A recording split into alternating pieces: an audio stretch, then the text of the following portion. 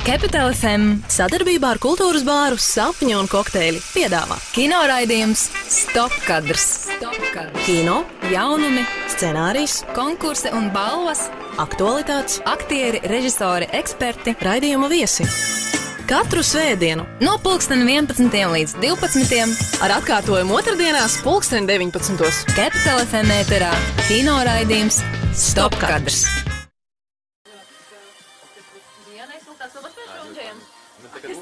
Es vienmēr domāju par to, ka vecumdienas pienāk, šis ir tikai dienas klāt. Beidz, mēs atteicāmies uz to iepriekšēju iedara, mēs uz zelta paplāts. Jā. Šī tava sātieta? Tu vari jau droši. Super. Šitas ilgs ir, man liekas, idzies, ka tā būs kaut kā tā... Nu, neģērbies, vēl pagaidām, ne? Ilza vai ne? Jēsis, baigi radoši, jā. Nu, mēs jau zinājām, ka tev patiks. Kā tu atradi visu kārtībā? Ir labs treniņš kājām. O jā, mēs gribējām ar Ilzi uzdot jautājumu, kā tu jūties? Tas ir granātābols. Jums abām divām, lai jūs varētu spridzināties. Viena otrai visiem Tā skatītājiem. jūs mums viņu savu vietu, jā? Pusminūte, pusotra. Ābols, tas ir veselības simbols. Granātābols nozīmē, lai tādām meitenēm tā kā jums vajag, lai ir arī granātābols. Arvī, tur normāli izskatās plakāti Anžējiem aiz muguras? Jā. Ja kājām. Kino raidījums Stop kadrs. Sveiciens kino raidījumā Stop kadrs, un kā parasti svētdienās 11. un otrdienās 19. Capital FM ēterā Diana Saule, Ilza Kļāviņā, un mēs runājam par kino lietām. Kā parasti arī šajā raidījumā, protams, pieaicinājām kādu lielisku cilvēku, lai kopā ar viņu par to visu runātu. Nu ko, un es domāju, ka tie ritmi, kas ir šobrīd mums fonā, Ilze? Šie ritmi arī vedina uz mūsu šodienas noskaņu, un visai nedēļai gribam arī novēlēt šo skaisto raidījumu, ko veltīsim tieši jums, jo raidījums ir īpaši ne tikai ar nedēļas filmu, ko piedāvā Sapņu un kokteļi, bet tīri, kā lai tā pasaka, godīgi arī sakām, tīri enerģētiski īpaši raidījums. Kāpēc? To gan tālāk. Kino raidījums Stop kadrs. Studijā un ēterā šobrīd Andžejs Reiters. Sveiciens! Sveiki, es tā kā nedaudz pazaudējos, varam teikt labrīt vai labvakar. Sveiki būs vispareizāk, jā, tad visiem trāpīs uzreiz. Visiem sveicieni! Andžej, saki lūdzu, kā tu pats domā, kā mums labāk tevi pieteikt nezinātājam? Man ir parādījies jauns vārds, es viņu vakardien izlasīju izziņā, viņa nebija adresēta man un tur bija nosaukts biomens. Nice! Neprasīsim, kam tas bija adresēts. Un kas tev bija rakstījis? Jā, tas ir atvasinājums no bioenerģētikas eksperts un izaugsmes treneris. Biomens bija kaut kas tāds, ko es nebiju pirms tam dzirdējis. Iesauku ir daudz, niknējumu ir daudz. Šitais ir pilnīgi jauns. Nu, pieteiksim tā. Ja reiz mēs esam tādā kreatīvā vidē un runājam par skaisto, par mākslu, tad biomens derēs. Ļoti labi, un kā tad biomenam ir ar to mākslu, ko sauc par kino? Tas varbūt precizēšu jautājumu, kā tu uzskati, vai filma tīri enerģētiski, bioloģiski? Kāds, man liekas, jau ir Bioenerģētiski. Bioloģiski. Ir jautājums par to, vai tā ir kāda tā kā veca, aizgājusi enerģētika, kas ir tā kā smuki ierāmēta tā kā rāmītī, vai tomēr tā katru reizi ar vienu dzīvi, kad skatītājs viņu skatās? Viņa sastāv no divām pusēm, kā viss šajā pasaulē, un viens ir tā lieta, ko ir radījis mākslinieks un kam ir bijuši līdzekļi.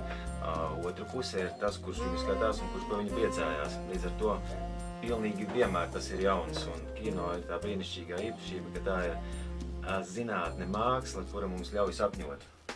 Mēs dzīvojam dzīvi katru reizi no jauna. Ja pat vairāk es tā bišķiņ pamētīšos par savu profesionālo sfēru. Dzīves ceļš izskatās kā kinolente.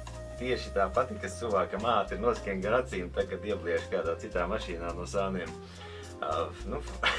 Bet vai nav tā, ka ja mēs tā kā dzīvi paralēli noliekam tāpat kā kino. Dzīvi mēs dzīvojam vienreiz, kino mēs varam noskatīties vairāk kārtīgi. Kā tad īsti ar mūsu dzīvi? Jā, bet skatāmies vienreiz ar tām emocijām. Un ja es skatos šo filmu pēc gadiem vairākiem vēl vienreiz, tā jau ir pavisam cita filma. Filma ir tā pati, es esmu cits, un līdz ar to tā ir pilnīgi cita filma. Vai tev ir kāda tāda filma, kuru tu tieši tā esi noskatījies pēc vairākiem gadiem un sapratis to, ka jā, toreiz es nesapratu, nenovērtēju, vienalga kaut kādas atziņas? Ir bijis tieši otrādāk.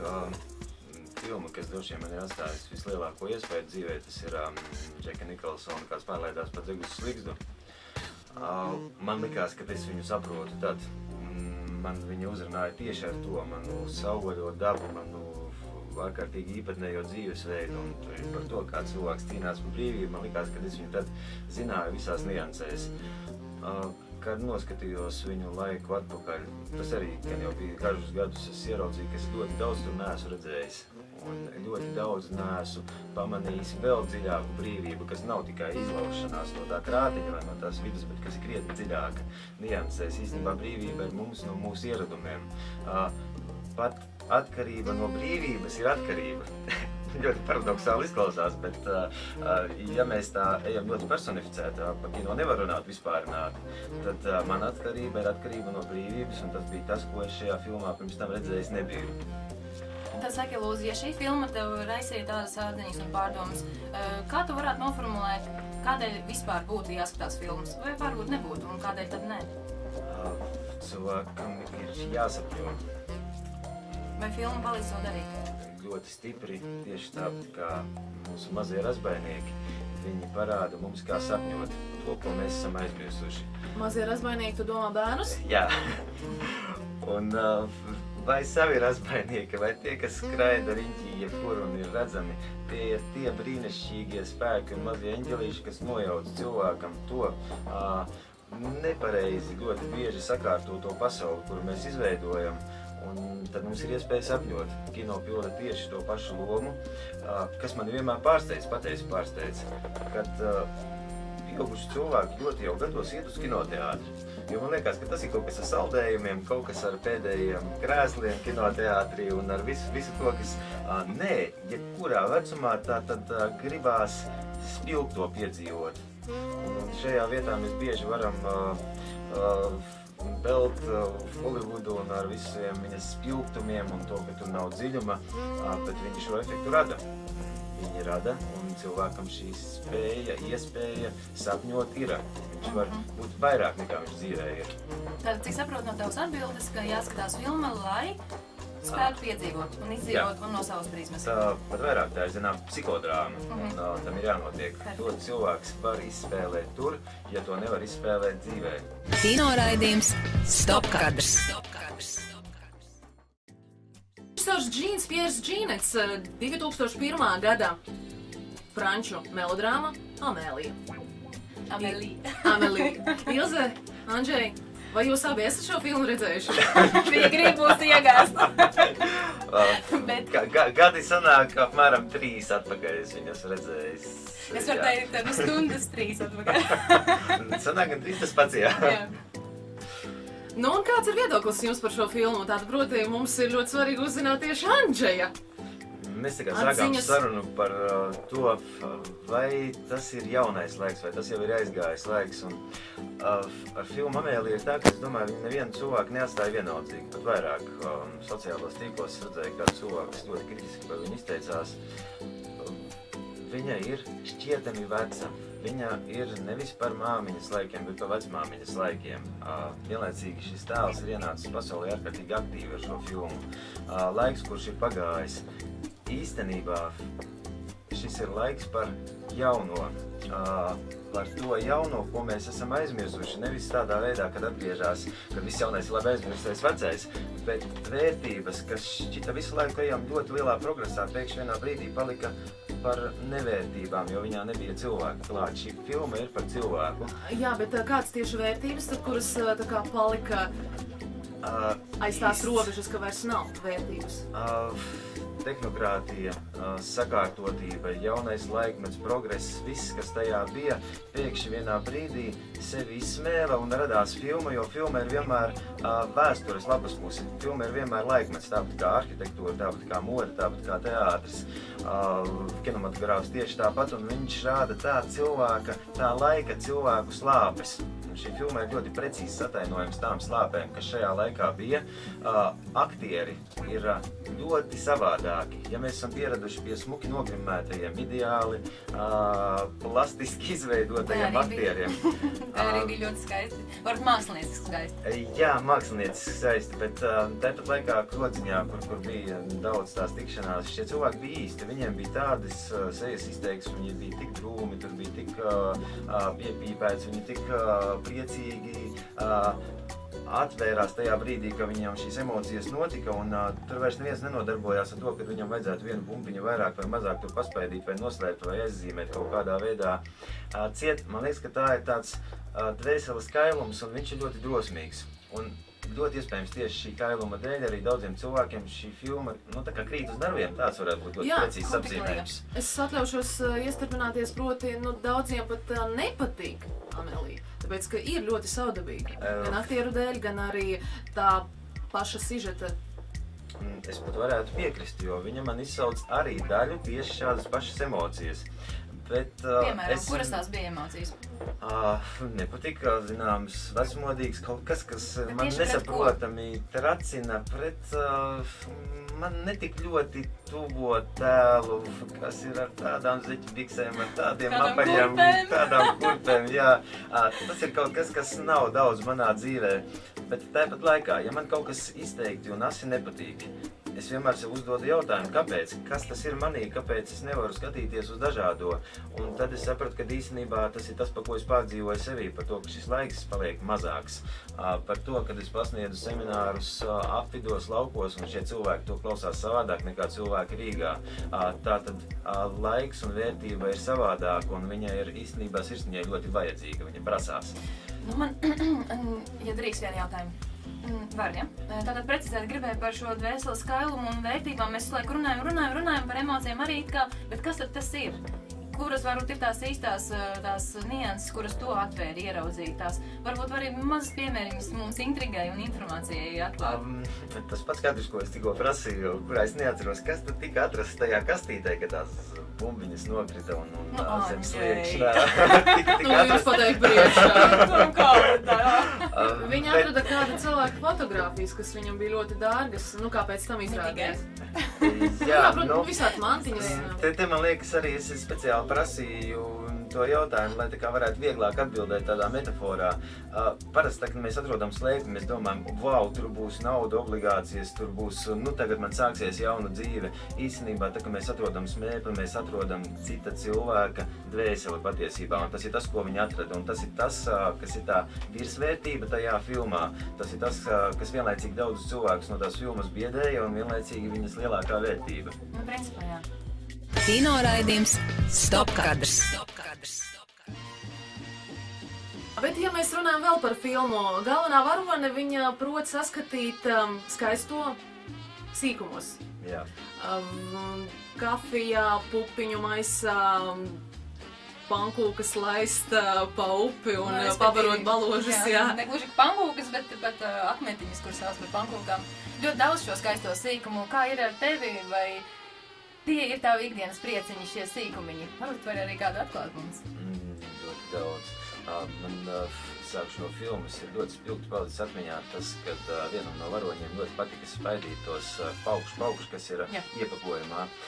Mēs tikā vienmēr runājam par kaut kādām globālām lietām dzīvē, virzamies uz kaut kādiem globāliem mērķiem un piešķiram viņam ārkārtīgi lielu nozīmību. Bet pasaule jau sastāv tieši no šiem brīnišķīgiem momentiem, no acu skatieniem, no tā, kad ir dinamika, no tā, kad ir tīkami cilvēki, kad viss jaunais riņķi ir, un to var ieraudzīt katru dienu, katrā vietā.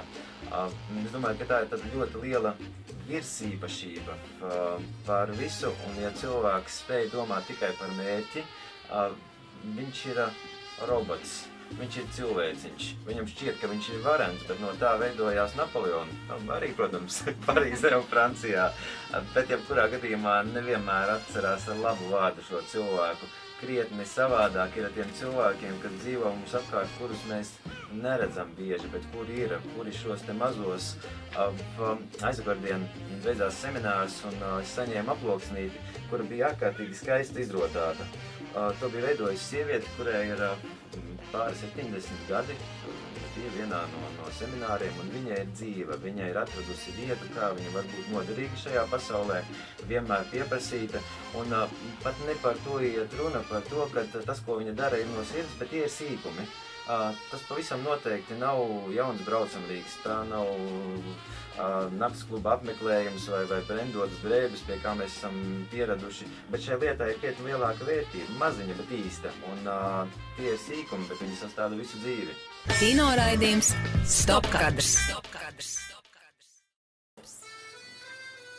Šis ir turpinājums tam, kas bija pirms tam, un pirms tam Jānis Tersens ar lielisko kompozīciju Amelija Valsis, kas ir soundtracks no filmas, par kuru šajā nedēļā runājam, Amelija 2001. gads. Šobrīd dodu vārdu Ilzei, un mūsu viesos kino raidījumā Stopkadrs šajā nedēļā ir Andžejs Reiters.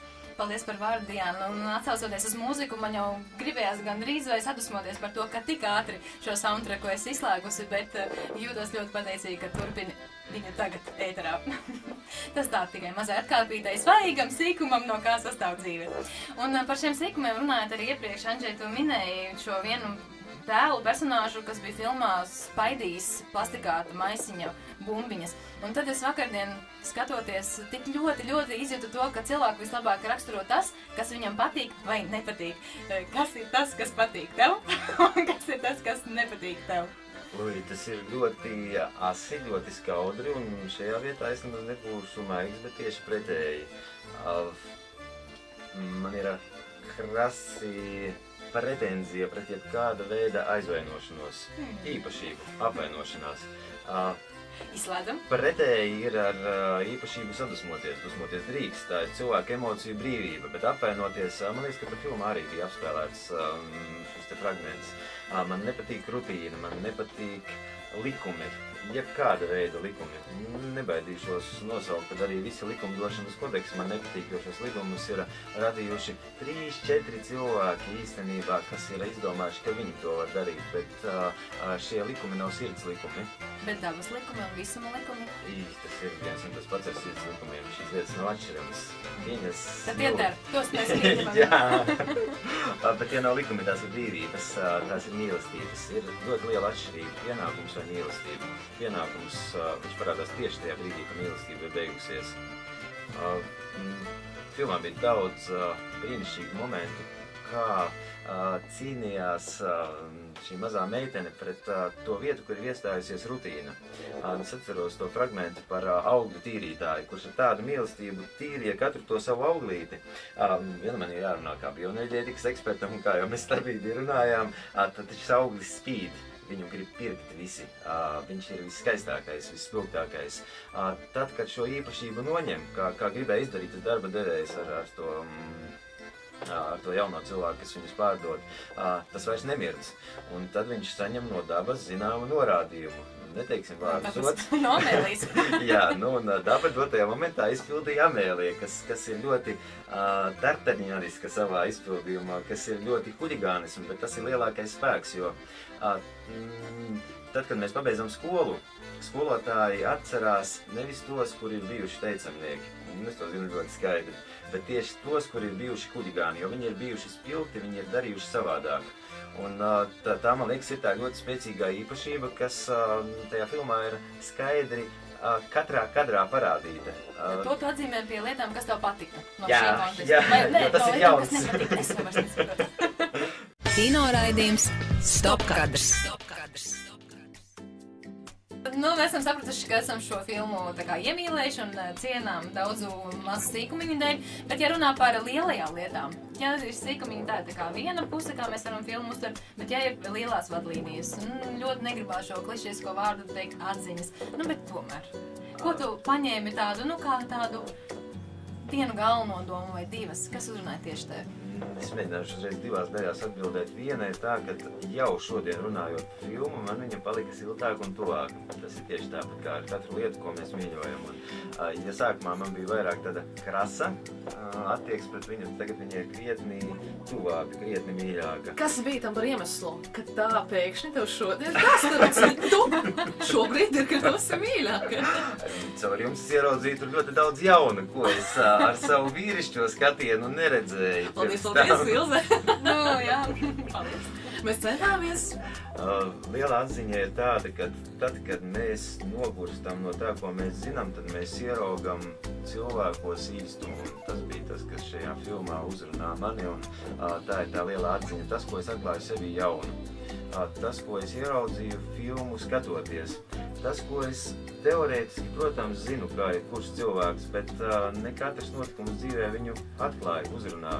Nu, tie ir vienmēr pārdzīvojumi notikumi. Protams, kad viņš ir saistīts ar atmiņām, ar bērnību, un man tajā arī ir ļoti daudz personisku momentu. Pat nezinu, tas maz nav tik viegli par to runāt, jo man ir audzinājusi vecmāmiņa. Līdz ar to gars sajūta, kas šajā filmā ir, viņa ir par vecākiem cilvēkiem. Dažreiz varētu pat tā drosmīgi varētu teikt par vecumdienām, bet tas nebūtu nenozīmē, ka par vecumu. Un tas, kad jebkurā brīdī mēs varam ieiet tajā un paraudzīties pasauli no jebkura brīža, mums šķiet, kad ir rītdiena, vakardiena. Cilvēku garam tā nešķiet. Viņš atrodas visur vienlaicīgi. Un mēs jebkurā brīdī varam paskatīties uz sevi, gan no bērnības, skatoties ar bērnu acīm uz to, kāds es esmu šodien. Un paskatoties, kāds es būšu tad, kad es būšu sirms uz to, ko es daru šodien, šobrīd, šajā vietā. Jā, mūsu arī iepriekšējās nedēļas viesis Jānis Jarants, viņš arī teica tās atziņas par to, ka ir ļoti svarīgi saglabāt bērnu sevi, nu kā pieaugušam cilvēkam esot. Kā tu, Andžēja, vari atbildēt šo jautājumu, kā tad ir iespējams to saglabāt? Es mācos no bērniem, vēroju, gan drīz vai izdarīt to lietu, ko nekad nedaru, nerunāju par personiskām attiecībām, bet tomēr mīlot, redzot, kā mana meitiņa, es saprotu, ka es to vēl protu. Es mācos no viņas, mēs mācāmies viens no otra. Un tieši tādā veidā, redzot līdzīgo, spēlējoties, neuzturot tik nopietni visu notiekošo, vislielākās dumības pasaulē notiek ar nopietnu seju. Bērni tā nedara. Tas ir tas, ko no viņiem vajag mācīties. Ja mums šķiet, ka kādreiz tas, ko mēs darām, ir ārkārtīgi nopietni, mēs varam uz to paskatīties no mūžības. Tad tā drāma, ja melodrāma, būs jau komēdija. Labi, ja mēs skatāmies no mūžības aspekta, bet man ir personisks dabas jautājums, un ātri Diana rāda, kā ir ar aspektu, ja ne no mūžības, tad no šeit un tagad, kas skan, gribu, negribu. Ja es visu tvaru gribu, negribu.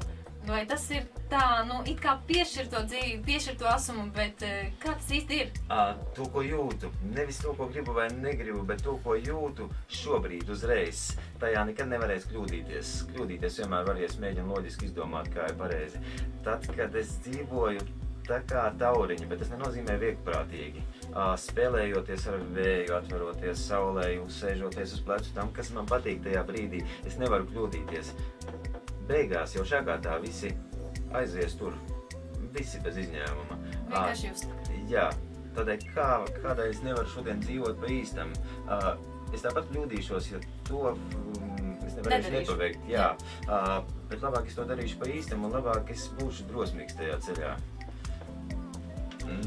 Kas nevienmēr ir viegli. Kino raidījums Stopkadrs. Mums ir tik daudz jautājumu tev, tik ļoti aizkadrā Ļoti ātri izlīsimies. Un mums ir Mēs paspēsim? Protams. Tu esi autors grāmatai Īstā bagātība. Jautājums, kas tad ir īstā bagātība? Grāmatas vārds ir īstā bagātība.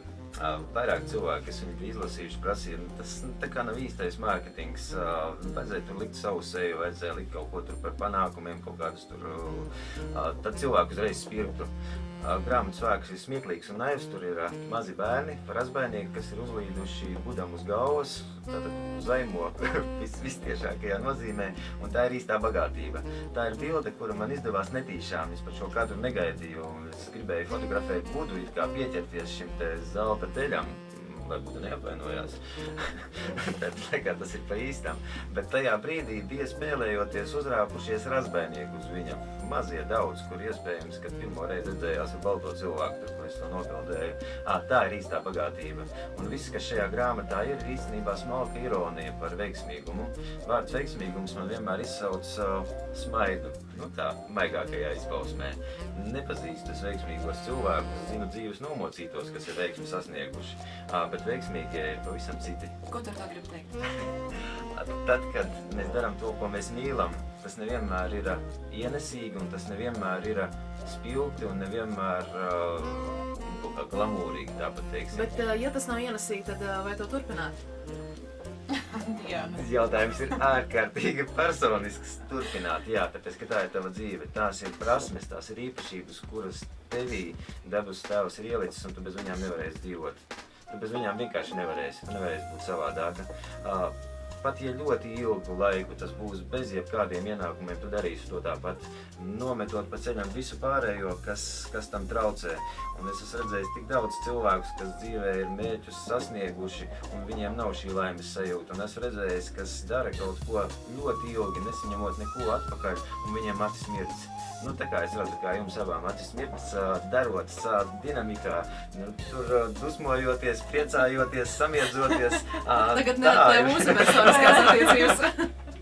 Tā ir īstā bagātība. Tā ir īstā bagātība. Kino raidījums Stopkadrs.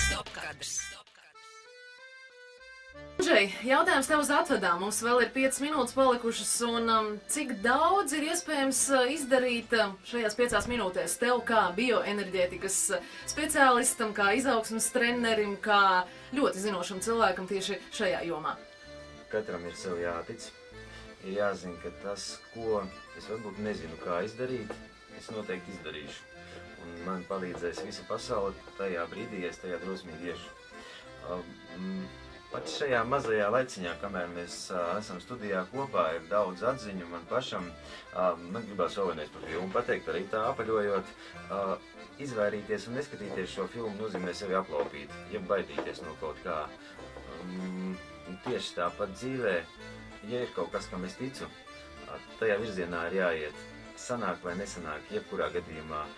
Un, ja mēs tā globāli lieli apļojam, laiks ir ļoti interesants. Pasaule iet ar pavisam citu ātrumu un ritmiku šobrīd.